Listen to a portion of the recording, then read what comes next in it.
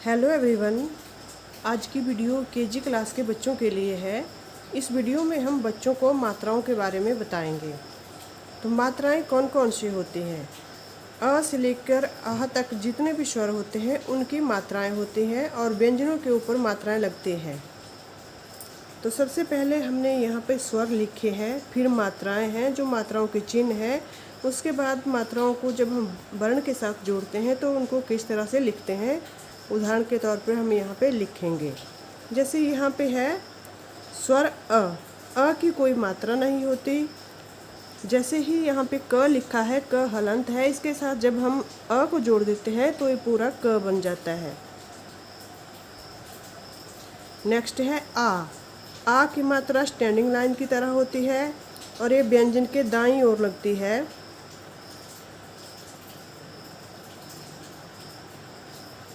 और जैसे हमने क के साथ आ की मात्रा लगाई तो ये बन गया का। इसको हम किस तरह से पढ़ेंगे?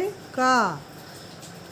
आ की मात्रा जिस भी वर्ण के साथ लगती है उस वर्ण की आवाज़ ऊंची हो जाती है। जैसे नेक्स्ट है छोटी ई। छोटी ई की जो मात्रा होती है उसका चिन्ह इस तरह से होता है और ये व्यंजन के बाईं ओर से लगती है।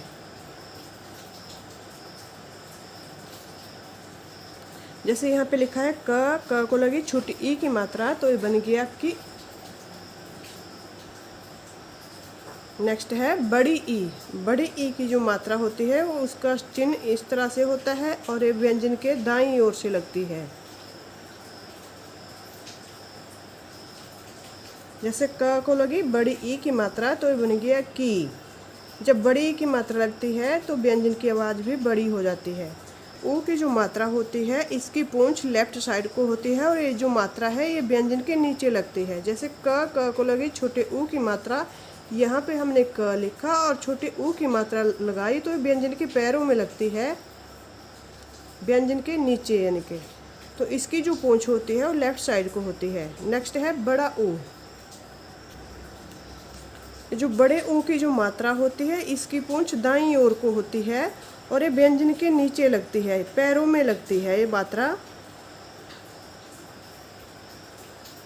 जैसे क को लगी बड़े ऊ की मात्रा तो ये बन गया कू। आगे है री ऋषि। ऋषि की जो मात्रा होती है उसका चिन्ह इस तरह से होता है जैसे यहाँ पे लगाया हुआ है। यह री की मात्रा का चिन्ह ये व्यंजन के नीचे लगता है।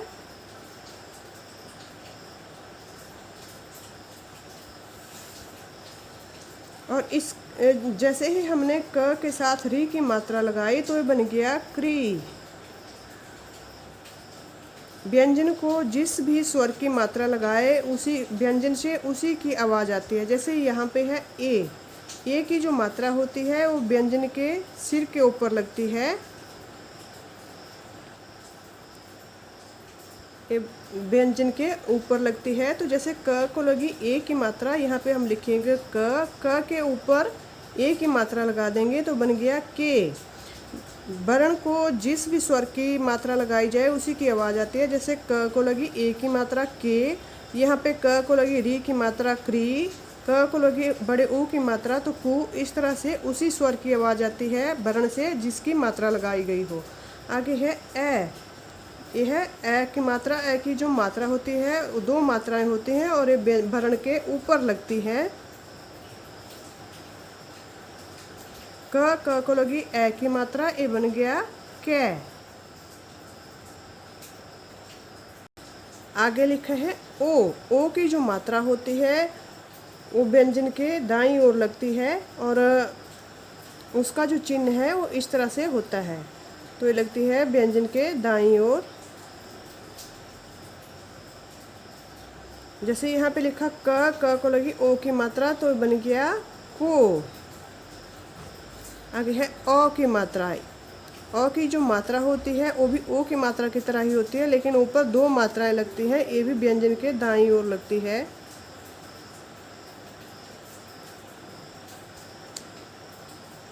क को लगी अ की मात्रा, ये बन गया क।